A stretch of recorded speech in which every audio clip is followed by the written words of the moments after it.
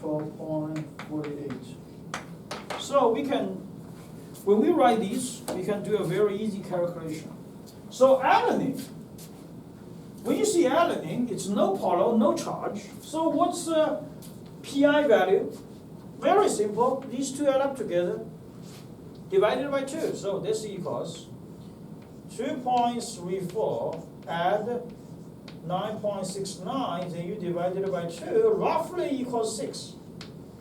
So alanine at a pH about 6 will cause the precipitation, you can understand it. And related to the isoelectric point in the muscle, what happened? The water holding capacity is the lowest.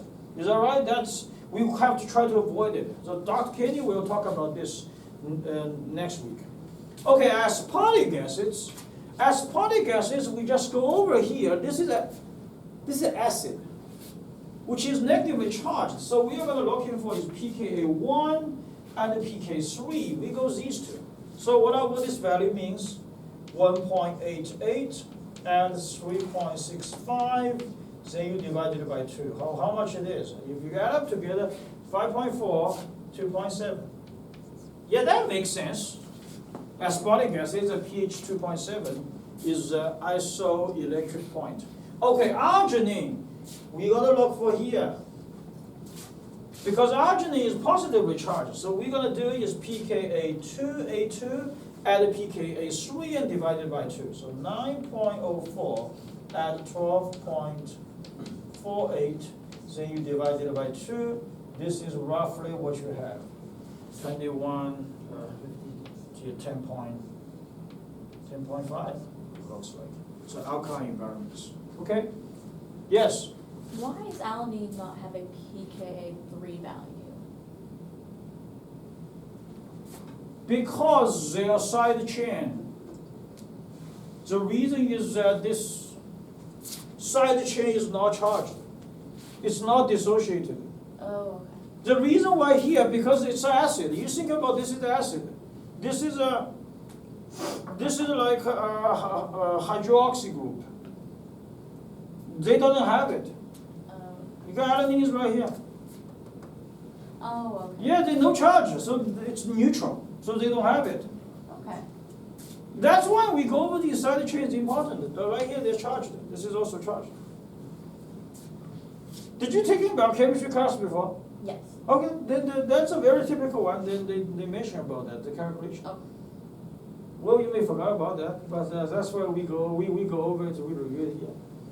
That's the simplest answer is that all these we don't have a side chain because we don't have a side chain is not charged because they're not charged, so they don't have a pK3. Okay. Yeah, okay. Okay.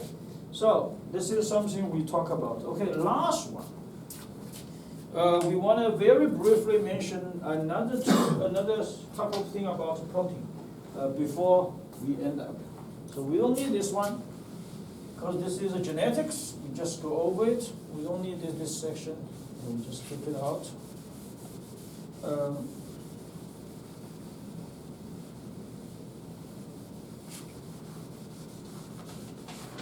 Okay, next one we want to talk about is the protein. We will say it's a secondary structure we can talk about. Okay, which is something we could mention. I'll just say I usually call it a high-level structure. They call it primary and secondary. So and it's tertiary and quaternary. So let's do this. So primary structure. Primary structure is very simple. Let's say you have amino acids like this. You have R1H, you have NH2, you have a C. I have to draw like this. Okay, then you go here. You have a second one, NH2. You go here, you have R2, you have H, you have COOH. What are going to happen? Carboxy group and the amino groups, they will be reacted to lose water. So we connect it like this. This becomes NH. This is called peptide bond.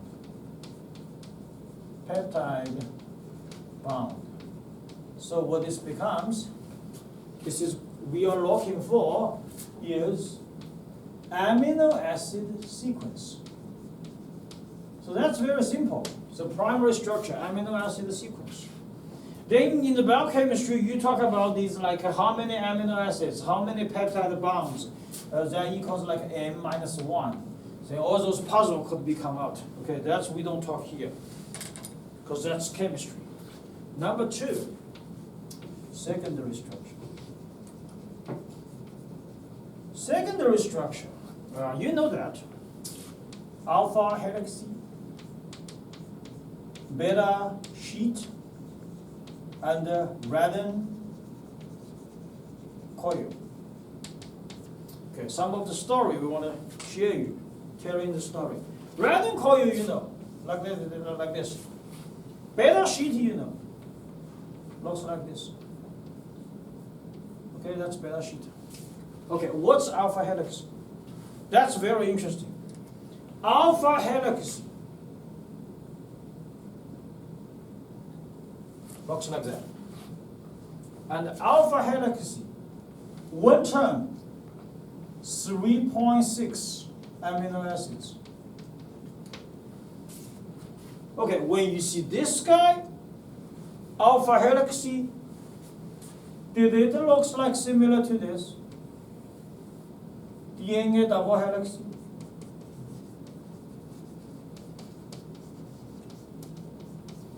Very similar. Who found this? Linus Pauling. Who found that? Crick and Watson. And I tell you the history.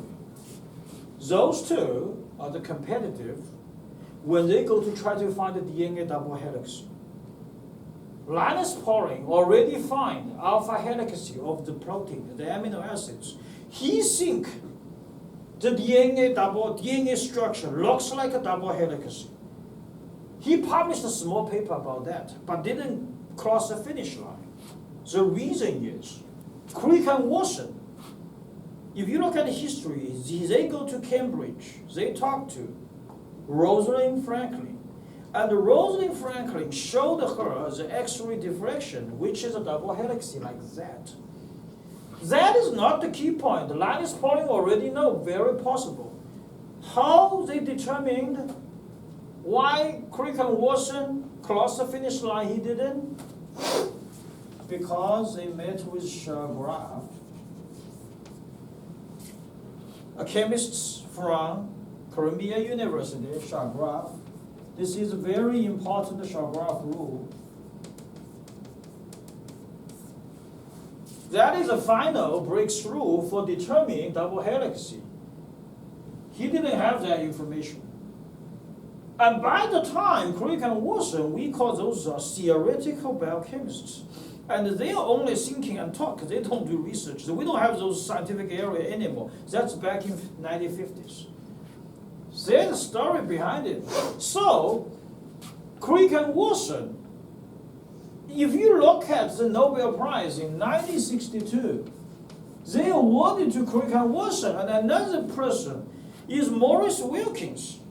And Maurice Wilkins is the research leader where Rosalind Franklin is. Rosalind Franklin is only a research associate, like what Corey in our lab looks like by the time.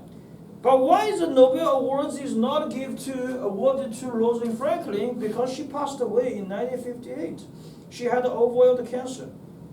So there's a little bit of story behind it. So every time when you see alpha helix, it looks like that. That's Linus Pauling is finding that. And Crick and Watson, they are competitive by the time. But he's really good. He later on has 2 Nobel Prizes. We mentioned about the hybridization and the peaceful Nobel Prize. So there's a little bit of story here. I can tell you because that alpha helix is important for secondary structure. Okay, tertiary structure. Tertiary structure, this is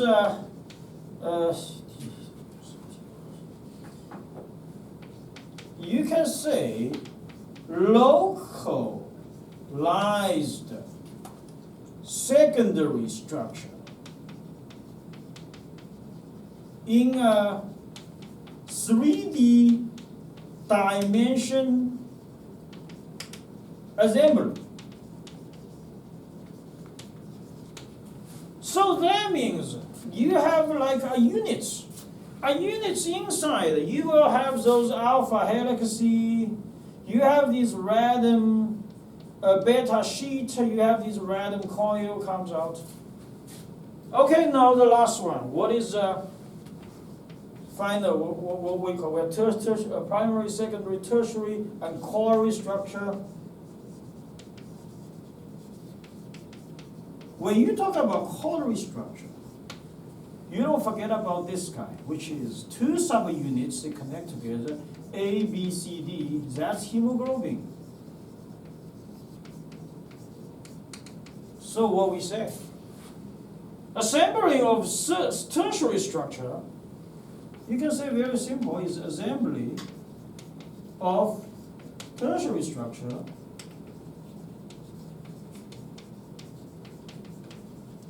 by double bonds, but this double bonds has to be non-covalent. Because it's covalent bonds, it's very stuck there. You can difficult to break it. And possible disulfide bonds. Okay, this is very simple, we go over it. Okay, last one. Dr. Kenny will tell you next Tuesday is denaturing. We don't want to draw on the blackboard. So protein in an acid alkaline heat status, it will denaturing. But you need to know denaturing is not always bad. Let's say you're making a hot dog. If there's no denaturing happen, it will not be glued together. Let's say you make an egg mayonnaise. If there's no denaturing happen, then the egg mayonnaise will no longer like an egg mayonnaise. It's just like a couple drops is floated on the water solution. So that does not mean it's always a bad thing. And the denaturing have a reversible, non-reversible, that's else you talk about in biochemistry. Okay? So we're gonna end it today. That's what we go over, all the basic knowledge of the amino acids. So the content for this section will be muscle protein. Dr. Kenny will talk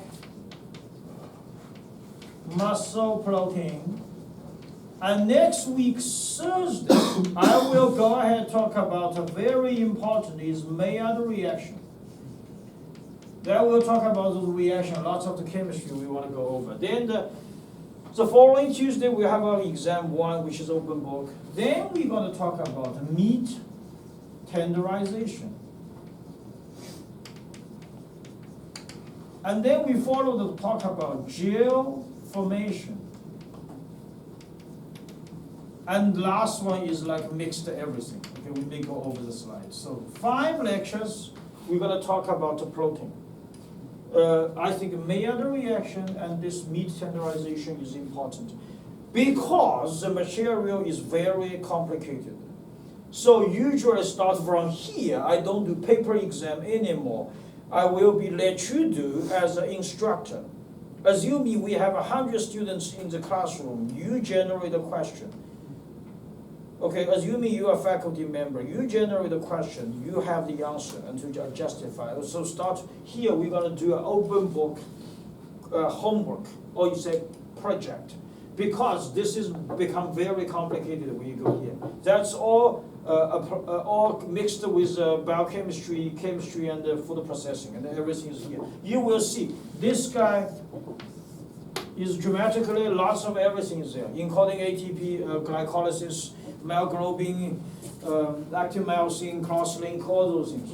The whole class will be cover the whole board, and it's very interesting we talk about that. Okay, that's what we have.